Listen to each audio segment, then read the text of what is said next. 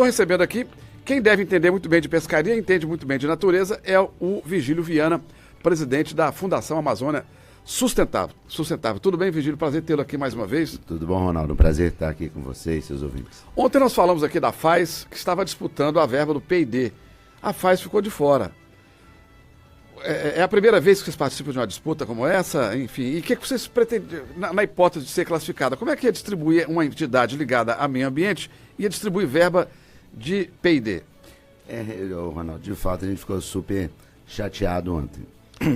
Porque imagine você se alguém falasse a seu respeito inverdades de uma maneira pública, numa instituição de tanta credibilidade e um veículo como a Rádio Tiradentes. Então, é isso que me trouxe até aqui, para a gente esclarecer algumas coisas. Primeiro, a FAES é uma instituição que pauta as suas atividades pela credibilidade, pela honestidade, pela seriedade. Nós acabamos de cumprir 10 anos, nós trabalhamos com recursos de natureza privada, não somos uma instituição que vive de relacionamentos com o governo, especialmente não temos nenhum relacionamento escuso com o governo.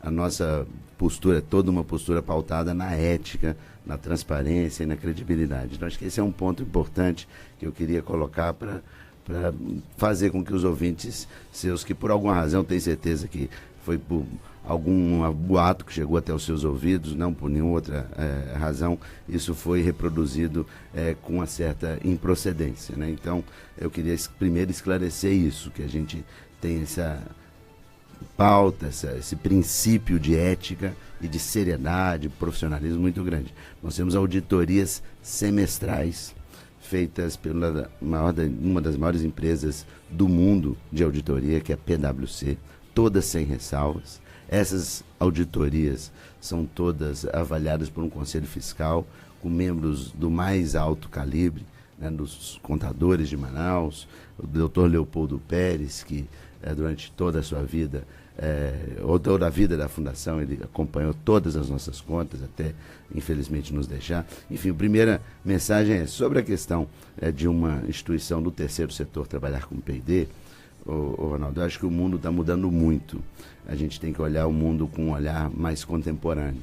As instituições públicas de pesquisa, como nós temos várias de grande valor no Amazonas, a UFAM, o INPA, o EA, o IFAM, tem muitas dificuldades do ponto de vista gerencial, de orçamento, de agilidade, de burocracia.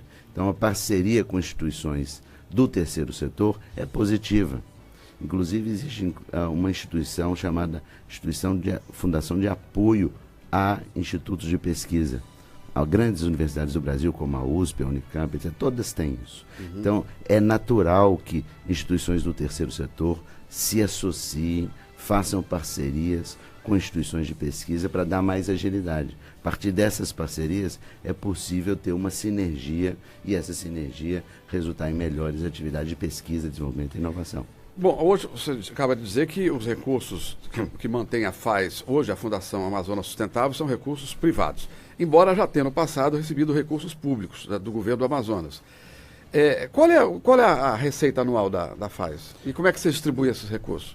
Olha, nós tivemos uma única doação do governo do Estado no início da Fundação, isso já se fazem 10 anos, né?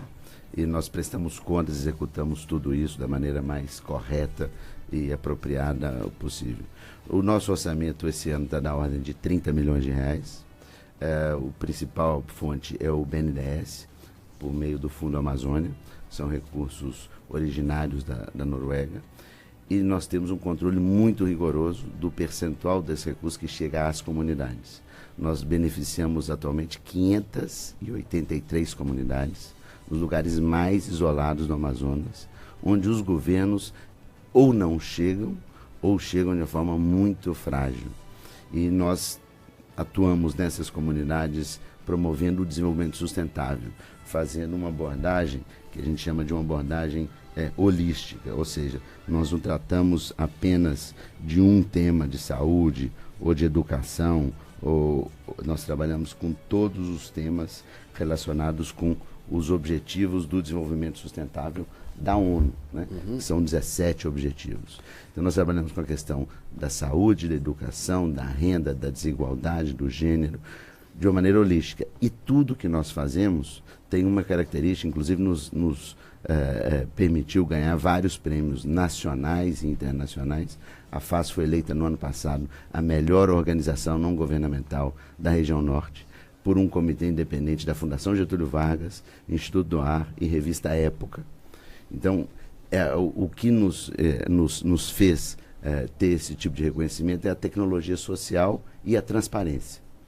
A tecnologia social que faz com que tudo que a gente invista, seja em ações de desenvolvimento, ou seja em P&D e inovação, parta de baixo para cima. Nós fazemos assembleias que chamamos de oficinas nas comunidades e as prioridades são definidas ali. Então, todo o conjunto de ação nossa é feito dessa forma. Nós temos um gasto com atividade meio que não passa de 25%, atualmente está em 21%. Nós temos, isso é muito diferente dos governos, que tendem a gastar 60% com pessoal, só com pessoal.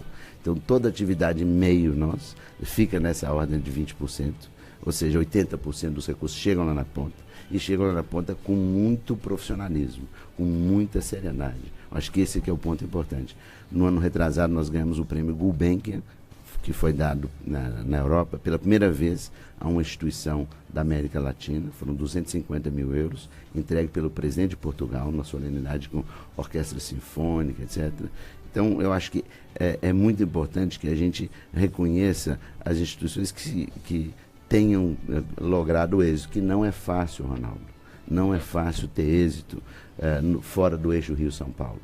Em especial num país que vive todas essas crises de honestidade, de corrupção, etc. Tem uma instituição que é séria, que faz tudo bem feito e procura fazer com muito profissionalismo. E isso eu acho que a gente tem que olhar com uma outra perspectiva. Eu comentava com você há pouco que em outros países, como é o caso dos Estados Unidos, as pessoas olham para as instituições que têm sucesso com admiração. E parece que a gente tem o oposto aqui. Em vez de reconhecer os avanços, né, que instituições como a nossa, e tem muitas outras instituições sérias do terceiro setor, instituições não governamentais, que merecem o reconhecimento da sociedade. E eu acho que é isso que me traz aqui. E eu acho que essa conversa é uma oportunidade para a gente botar, de certa maneira, os pingos nos is. Ok, obrigado. Agradeço aqui ao Virgílio Viana, que foi citado ontem aqui. Aliás, ele não teve citação nenhuma à pessoa do Virgílio. A entidade, nós falamos ontem aqui, que ela disputava essa fatia de 200 milhões, o direito de comandar a verba de P&D, que é originário das indústrias da Zona Franca de Manaus. Toda empresa que atua na área de informática é obrigada a direcionar 5% da sua verba, do seu faturamento, para as pesquisas e desenvolvimentos. E ontem nós citamos que havia um direcionamento, nós recebemos a informação de que havia um direcionamento para a FAS. E o Virgílio está aqui hoje exercendo o seu legítimo contraditório. Mas a FAS participou e foi desclassificada. Inclusive a informação era tão inverídica que nós fomos desclassificados, né? E nós, inclusive, estamos avaliando as razões dessa desclassificação. E um dos temas que surgiu nessa análise é que o edital foi construído de uma maneira que não segue os ditames legais vigentes no Brasil. Em especial a questão da abertura pública dos envelopes. Porque você, como advogado, sabe que... Não abriram os envelopes? Não foram abertos os envelopes numa sessão pública. Isso aí já viola o princípio da transparência. Né? Então, ao contrário, ao invés de sermos privilegiados, nós estamos trazendo aqui uma questão de interesse público. É essencial que todos os certames sejam pautados pela transparência, né? Pelos espíritos que estão na lei. E um outro ponto também... E com a presença de todos os concorrentes. Com a presença de todos. Não aconteceu isso? Não aconteceu isso. Não aconteceu isso. E, então, isso acho que é uma oportunidade também da gente recomendar e sugerir que outras iniciativas desse tipo tenham mais transparência, porque a gente quer concorrer. A gente tem o direito de concorrer com muita seriedade. Se perdemos, não tem nenhum problema. Agora, nesse caso específico, houve um problema. Um outro tema que eu queria aproveitar, Ronaldo, a chance de estar aqui, é que foi mencionado ontem em relação com o senador Eduardo Braga e a FAS. Eu acho que é importante também esclarecer sobre isso.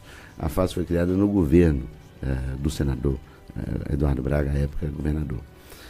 Mas não houve nunca uma ingerência do governo na gestão da FAS. Aliás, a última vez que o governador visitou a FAS deve ter uns 8 anos. E como senador, a última visita dele foi há 4 anos atrás, numa solenidade pública de inauguração de um espaço, assim como teve na semana passada, por ocasião da comemoração dos 10 anos. Ou seja, nós não temos nenhuma relação do ponto de vista operacional. Agora, a gente tem sim uma relação de gratidão, de reconhecimento, porque a gente tem que olhar também as coisas de uma maneira suprapartidária no Brasil. Ainda que existam diferenças entre pessoas, eu acho que aquilo que é meritório deve ser reconhecido. Nesse caso, eu acho que o senador Eduardo Braga teve um mérito, uma visão de apoiar a instituição no seu início, né? E isso é importante, mas volto a dizer, de lá para cá, a FAS é uma instituição independente, foi presidida durante 8 anos pelo ex-ministro Luiz Furlan, nos últimos 2 anos pelo vice-presidente da Samsung, Benjamin Sexu, de forma que é uma instituição totalmente independente de questões políticas e partidárias. Ok, obrigado, eu agradeço ao Virgílio Viana, presidente da Fundação Amazonas Sustentável, falando aqui ao Manhã de Notícias. Nós vamos direto a Brasília chamando Alexandre Garcia.